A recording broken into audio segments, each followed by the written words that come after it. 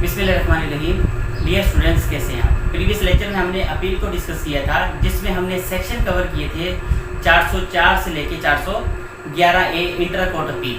आज हम देखेंगे कि वो कौन से हालात होंगे जिसमें आप अपील फाइल नहीं कर सकेंगे।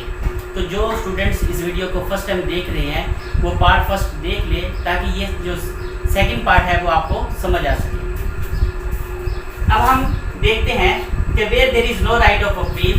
इसमें अगर हम सेक्शन 412 की बात करें तो इसमें वो ये बताता है कि व्हेन अक्यूज्ड प्लीड गिल्टी, अगर अदालत किसी अक्यूज शख्स को सजा सुनाती है और उस पर उसको किसी भी तरह का एतराज नहीं होता, वो उस सजा को कबूल करता है, तो इस सूरत में अपील फाइल नहीं की जा सकेगी। लेकिन हाँ, एक ऐसी सूरत है कि अगर सजा ज्यादा सुनाई गई है या लीगैलिटी ऑफ सेंटेंस की बात है,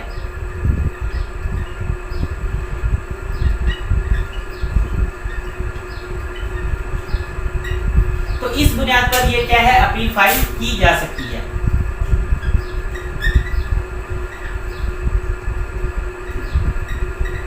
अब अगर गैट में आपसे वो सवाल पूछ लेता है कि क्या लीगैलिटी ऑफ सेंटेंस की बुनियाद पर अपील फाइल की जा सकती है अंडर सेक्शन 412, तो यस, अपील फाइल की जा सकती है। अदरवाइज जनरल जो 412 में बताया गया है कि वहां पर अपील फाइल नहीं की जा सकती। अब हम देखेंगे सेक्शन 413। सेक्शन 413 क्या कहता है? No appeal in petty case. ये पैटी केस कौन से होते हैं? ये वो केस होते हैं जो नहायत मामूली से छोटे छोटे केस होते हैं। तो अब ये छोटे केस कौन से हैं? उससे पहले अगर हम क्रिमिनल कोर्ट्स की बात करें तो क्रिमिनल कोर्ट्स में जो सबसे लोएस्ट क्रिमिनल कोर्ट है वो कौन सी है हमारे पास? मैजिस्ट्रेट की। मैजिस्ट्रेट, उसके बाद कौन सी अदालत है हमारे पास? सेशन की। और तीसरे नंबर पे हाई कोर्ट। अब वो अगर मैजिस्ट्रेट किसी को 50 रुपए तक का जुर्माना कर दे, ₹50 ओनली, सिर्फ 50 रुपए तक का जुर्माना कर दे, तो आप अपील फाइल नहीं करेंगे। और अगर इसके साथ वो सिंगल डे की सजा सुना दे तो ऐसी सूरत में ये अपीलेबल होगा। अदरवाइज ये सिर्फ कितना जुर्माना सुना सकता है? 50 रुपए तक का। अब अगर हम सेशन की बात करें, जो नॉट एक्सीडिंग कितने भी 1 मंथ, 1 माह तक की सजा सुना दे तो आप उसके खिलाफ अपील फाइल नहीं कर सकते। तीसरे नंबर पे हाई कोर्ट है। हाई कोर्ट कितने एक्सीड करेगा? वो कहता है कि नॉट एक्सीडिंग 6 मंथ और प्लस 200 रुपया जुर्माना। ये याद रखिएगा, ओनली है ये लफ्ज, ओनली 200 रुपया। अब मैजिस्ट्रेट अगर 50 रुपए तक का जुर्माना कर दे, सेशन 1 माह तक सजा सुना दे, या हाई कोर्ट 6 माह तक या साथ में 200 रुपए का सिर्फ जुर्माना कर दे, तो ऐसी सूरत में अपील फाइल नहीं की जा सकेगी। अब अगर 414 की बात करें, 414 क्या कहता है?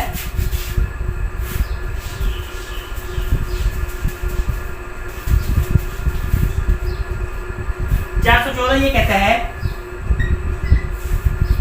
No appeal in summary trial. Summary trial कौन से होते हैं? जो नहायत मुख्तसर होते हैं, जिसमें रेगुलर जो फॉर्मेलिटीज है ऑफ द ट्रायल वो फॉलो नहीं की जा सकती। इसमें रिकॉर्ड जो एविडेंस है वो रिकॉर्ड नहीं होती, तो सिंपल शॉर्ट सा ट्रायल किया जाता है। अब इसमें आपने 2 चीजें देखनी है। अगर तो शॉर्ट ट्रायल में मैजिस्ट्रेट जो है वो सिर्फ 2000 रुपए का जुर्माना कर दे, या जो स्पेशल मैजिस्ट्रेट है वो 5000 रुपए तक का जुर्माना कर दे, तो ऐसी सूरत में आप अपील फाइल नहीं कर सकते। अब अगर हम बात करें सेक्शन 415 की, 415 क्या कहता है? Magistrate punish under section 413, 414 is added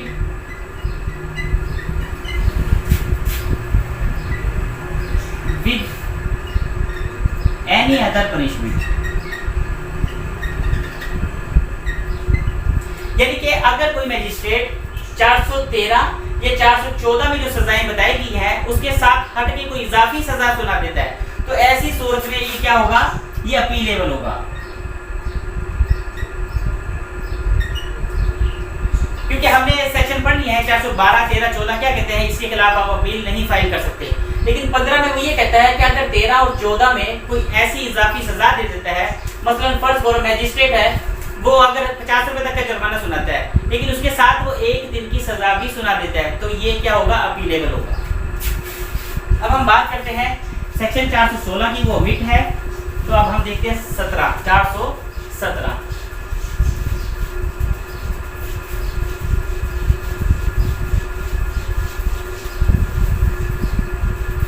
अब 417 में अगर हम देखें तो उसमें क्या बताई गई है, लिमिटेशन।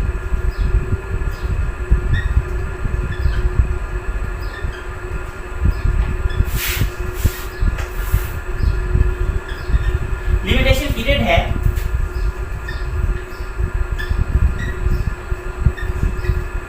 अब या तो केस फाइल होता है चालान के जरिए, यानी कि पुलिस रिपोर्ट के तहत आता है,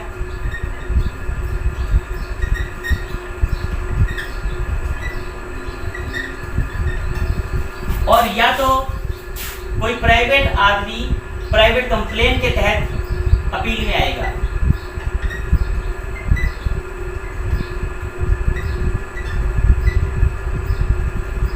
अंडर सेक्शन 200 जो डील करेगा इस्तगासा को।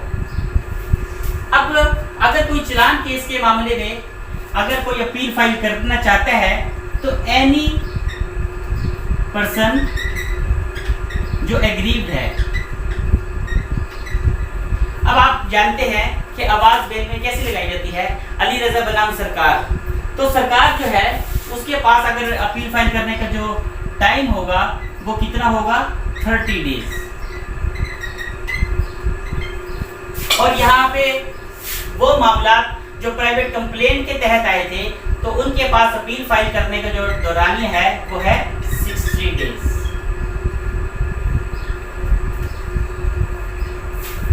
अब अगर बात की जाए ऑल अदर कन्विक्शन, तो बाकी तमाम कन्विक्शन में अपील का जो टाइम है वो कितना है, 30 डेज। अब ये बात तो हमने क्लियर कर लिया है। अब अक्सर सवाल जो आपको तंग करता है वो है लिमिटेशन एक्ट के मुताबिक। अब लिमिटेशन एक्ट की बात करें तो इसमें 2 ही पार्ट है, एक सेक्शन वाला और दूसरा आर्टिकल वाला। अब अगर आर्टिकल हम 150 की बात करें जो डील करेगा अपील अगेंस्ट डेथ सेंटेंस,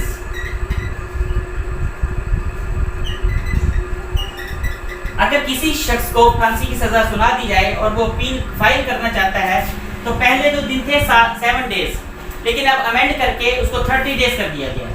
कितना जी, 30 डेज। 30 दिन के अंदर अंदर वो अपील फाइल कर सकता है। और ऑन द अदर साइड देखें 157 के तहत अगर अपील फाइल की जा रही है अगेंस्ट एक्विटल तो उसके पास टाइम कितना है, 6 मंथ।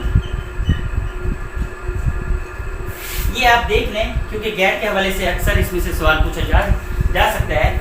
अगर हम जनरल बात करें तो 30 डेज, अगर प्राइवेट मैटर में अगर अपील फाइल करने की जो दौरान है वो कितना है, 60 डेज, और अगर आप डेथ सेंटेंस के केस अपील लगा रहे हैं तो 30 डेज। इससे पहले कितनी थी, 7 डेज थी, लेकिन अब अमेंड हो गई है, 30 डेज कर दी हुई है। अब यहाँ बात करें अगर हम अपील अगेंस्ट एक्विटल तो उसके लिए कितना टाइम है, 6 मंथ। तो अब हम बात करते हैं सेक्शन 418 की। अब अगर हम 418 की बात करें तो वो उसमें सिर्फ ये कहता है कि अगर अपील आई है क्वेश्चन ऑफ लॉ पे या क्वेश्चन ऑफ फैक्ट पे, तो फाइल कैसे की जाएगी वो हमें बताता है 419 कि वो पिटीशन की शक्ल में फाइल की जाएगी, पिटीशन के साथ फाइल की जाएगी और इन रिटन शेप होनी चाहिए, और फाइल किसको होगी? एपेलेट कोर्ट को। अब अगर हम बात करें 420 की, जो डील करेगा अपील फ्रॉम जेल। अब अगर कोई शख्स जेल में सजा काट रहा है और वो अपील फाइल करना चाहता है, तो इसका तरीकेकार क्या होगा? आप सबसे पहले वकालतनामे को जेल में भिजवाते हैं, तो सुपरिटेंडेंट की मदद से आप क्या करते हैं, उसको अक्यूज पर्सन के पास भिजवाते हैं और वो या तो अंगूठा लगाएगा या वो साइन करके आप फिर उसके तहत अपील फाइल कर सकते हैं। तो अगर गैट में आपसे सवाल पूछा जाए कि अगर कोई बंदा जेल में सजा काट रहा है और वो अपील फाइल करना चाहता है, तो वो किसके जरिए करेगा? Through inspector in-charge of jail. तो ये आपसे एमसीक्यूज की सूरत में भी पूछा जा सकता है। अब बात करें 421 की। 421 किसको डील करेगा? 421 डील करेगा समरी डिसमिसल ऑफ अपील। अब अगर अदालत के पास कोई अपील आती है और वो देखता है कि इसमें कोई सफिशिएंट ग्राउंड नहीं है, तो उसके पास इख्तियार है कि वो डिस्पोज ऑफ कर सकता है, डिसमिसल कर सकता है अपील को। और जब वो समरी डिस्पोजल कर देगा तो फिर क्या करेगा? उसके पास ये भी इख्तियार है कि विदाउट नोटिस या without summoning the other party वो क्या करेगा? उस अपील को रिजेक्ट कर सकता है। अब अगर ये दो पॉइंट अगर आप देखें तो इस दो पॉइंट को जरा गौर से देखें। अगर वो आपसे गैट में इस तरह का कोई सवाल पूछ लेता है कि अगर समरी डिस्पोजल का मामला है तो क्या अदालत विद नोटिस उसको रिजेक्ट करेगी या विदाउट नोटिस करेगी, तो आपको पता होना चाहिए अगर समरी डिस्पोजल का मामला है तो अदालत के पास ये इख्तियार होता है कि वो विदाउट नोटिस या without summoning the other party को उसको खारिज कर सकता है। अब अगर बात करें 422 की, और अगर वो अपील को एडमिट कर लेता है तो वो क्या करेगा? फर्दर नोटिस ऑफ अपील, वो नोटिस भेजेगा। अगर तो कन्विक्शन का मामला है, अपील अगेंस्ट कन्विक्शन है, तो किसको नोटिस जाएगा? स्टेट को या प्रोसिक्यूटर जनरल डिपार्टमेंट को। अब इस तरह के सवाल भी आपसे वो पूछ सकता है कि अगर अपील अगेंस्ट कन्विक्शन है तो नोटिस किसको जाएगा? स्टेट को, विक्टिम को या अपीलांट को, या वो कोई और डाल सकता है। तो आपको पता होना चाहिए कि नोटिस किसको जाएगा? स्टेट को या प्रोसिक्यूटर जनरल डिपार्टमेंट को। और अगर अपील अगेंस्ट इक्विटल है तो देन नोटिस किसको जाएगा? देन नोटिस हमेशा किसको जाएगा? अक्यूज पर्सन को नोटिस जाएगा।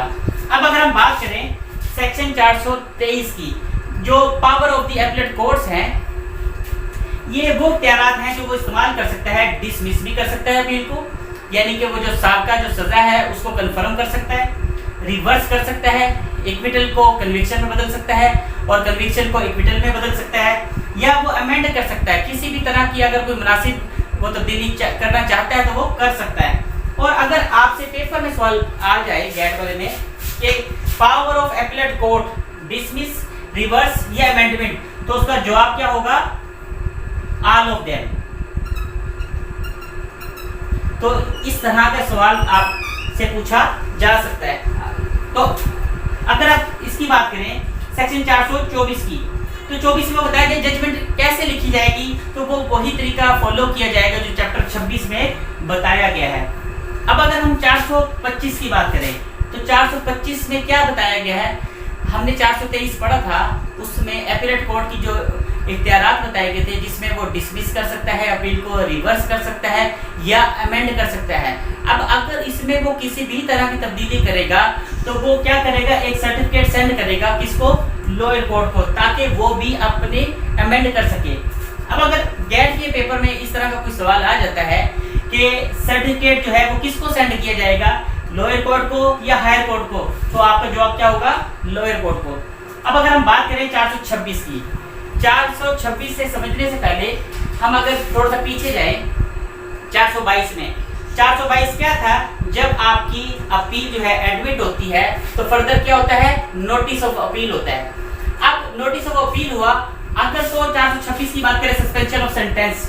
अब अगर आप रिकॉल करें सेक्शन 423 जिसमें एपेलेट कोर्ट के इख्तियारात थे, जिसमें वो अगर कन्विक्शन है तो उसके पास इख्तियार है कि वो इसको चेंज करके क्या कर सकता है? रिलीज ऑन बेल कर सकता है।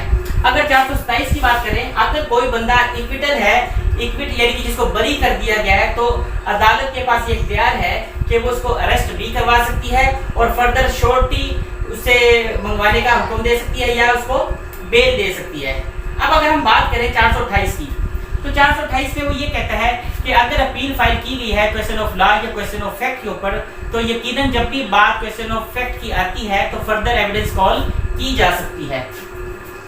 अब अगर हम बात करें 429 की, सेव ओपिनियन।